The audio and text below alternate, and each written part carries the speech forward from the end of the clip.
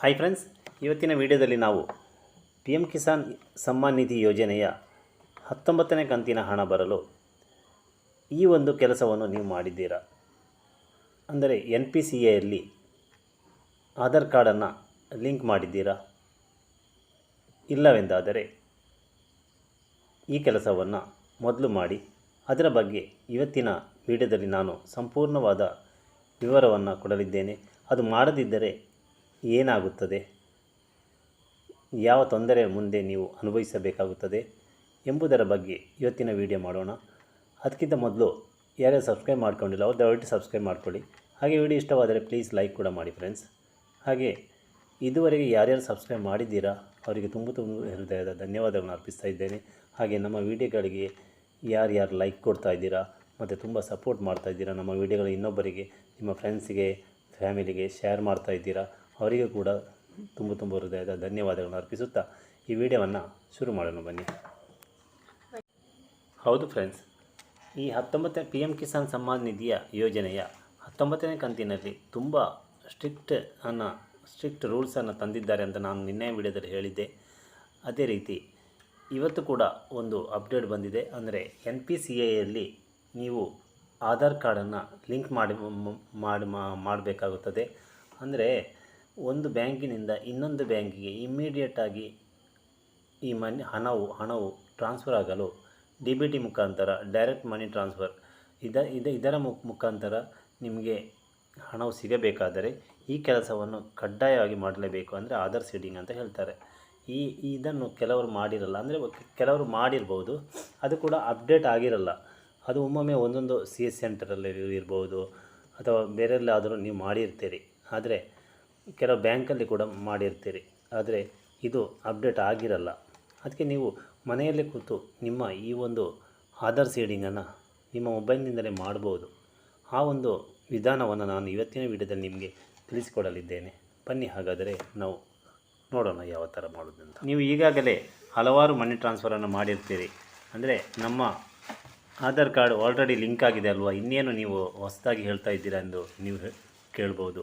ಆದರೆ NPCAಯಲ್ಲಿ ನಿಮ್ಮ Aadhaar card link ಆಗಿಲ್ಲವೆಂದರೆ ಈ ಹಣವು ನಿಮಗೆ 19ನೇ ಕಂತಿನ ಹಣ ಮಾತ್ರ ಖಂಡಿತ ಬರುವುದಿಲ್ಲ. ಅದಕ್ಕಿಂತ ಮೊದಲು ನಿಮ್ಮ ಸ್ಟೇಟಸನ್ನು ಒಮ್ಮೆ ಚೆಕ್ ಮಾಡಿಕೊಳ್ಳಿ. ಬನ್ನಿ, ಮೊದಲು ನೀವು ಮೊದಲು ಗೂಗಲನ್ನು ಓಪನ್ ಮಾಡಿ ಅದರಲ್ಲಿ UIDAI ಅಂತ ಟೈಪ್ ಮಾಡಿ. ನಂತರ ನಿಮಗೆ ಅಲ್ಲಿ ಒಂದು ಆಧಾರ್ ಕಾರ್ಡ್ ನಂಬರನ್ನು ಒತ್ತುವ ಒಂದು ಆಪ್ಷನ್ ಬರುತ್ತದೆ. ನಂತರ ನಿಮ್ಮ ಫೋನ್ ನಂಬರನ್ನು ಒತ್ತಬೇಕಾಗುತ್ತದೆ ಅಲ್ಲಿ. ನಂತರ ನೀವು ಕ್ಯಾಪ್ಚಾ ಕೋಡನ್ನು ಹಾಕಿ ನೀವು ಅದಕ್ಕೆ ಲಾಗಿನ್ ಆಗ್ಬೋದು. ನೀವು ಲಾಗಿನ್ ಆದ ಮೇಲೆ ಅಲ್ಲಿ UIDAI ಎಂಬ ವೆಬ್ಸೈಟ್ ಕಾಣಿಸ್ತದೆ. ಅದರ ಪೂರ್ಣ ಇದು ಓಪನ್ ಆಗುತ್ತದೆ.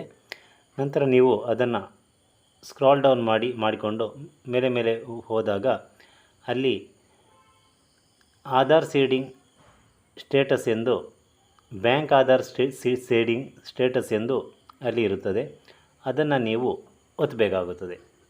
ನಂತರ ಅಲ್ಲಿ ನಿಮಗೆ ಗೊತ್ತಾಗುತ್ತದೆ ನಿಮ್ಮ ಆಧಾರ್ ಕಾರ್ಡ್ NPCAಯಲ್ಲಿ ಲಿಂಕ್ ಆಗಿದೆಯಾ ಇಲ್ಲವಾ ಎಂದು. ಮತ್ತು ಲಿಂಕ್ ಆದರೆ ಯಾವ ಬ್ಯಾಂಕಿನಲ್ಲಿ ನಿಮ್ಮ ಆಧಾರ್ ಕಾರ್ಡ್ ಲಿಂಕ್ ಆಗಿದೆ ಎಂಬುದನ್ನು ತೋರಿಸುತ್ತದೆ. ಸಪೋಸ್ ನಿಮ್ಮದು ಆಗಿಲ್ಲ ಎಂದಾದರೆ ನೀವು ಅದನ್ನು ಲಿಂಕ್ ಮಾಡಬೇಕಾಗುತ್ತದೆ. ಅಲ್ಲಿ ನಿಮ್ಮ ಇದು ಆಧಾರ್ ಕಾರ್ಡ್ ಲಿಂಕ್ ಆಗಿಲ್ಲವೆಂದಾದರೆ NPCAಯಲ್ಲಿ ಆಧಾರ್ ಕಾರ್ಡನ್ನು ಲಿಂಕ್ ಮಾಡುವ ಒಂದು ಆಪ್ಷನಲ್ಲಿ ಆ್ಯಡ್ ಟು ಲಿಂಕ್ ಅಂತ ಒಂದಿದೆ. ಅದನ್ನು ನೀವು ಪ್ರೆಸ್ ಮಾಡಿದರೆ ನಿಮಗೆ ಇಮ್ಮಿಡಿಯೇಟಾಗಿ ಈ ಆಧಾರ್ ಕಾರ್ಡ್ ಅದರಲ್ಲಿ ಲಿಂಕ್ ಆಗುತ್ತದೆ.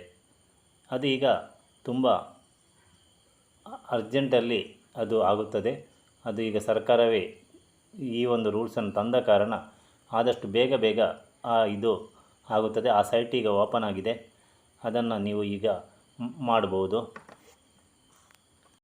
ಅದು ಯಾಕೆಂದರೆ ಈಗ 17ನೇ ಕಂತಿನ ಹಣ, 18ನೇ ಕಂತಿನ ಹಣ ಇದೆಲ್ಲ ಬಿಡುಗಡೆ ಆಗಿತ್ತಲ್ವ. ಅದರಲ್ಲಿ ಈಗ 17ನೇ ಕಂತಿನ ಹಣ ಅಂತೂ ಕೆಲವರಿಗೆ ತುಂಬ ಲೇಟಾಗಿ ಬಂದಿತ್ತು. ಒಂದು ಅರ್ಧ ಜನರಿಗೆ ಅದೇ ದಿನ ಬಂದಿತ್ತು. ನಂತರ 10-20 ದಿನ ಎಲ್ಲ ಆಗಿದೆ ಎಲ್ಲರಿಗೂ ಈ ಹಣವು ಬರಬೇಕಾದ್ರೆ.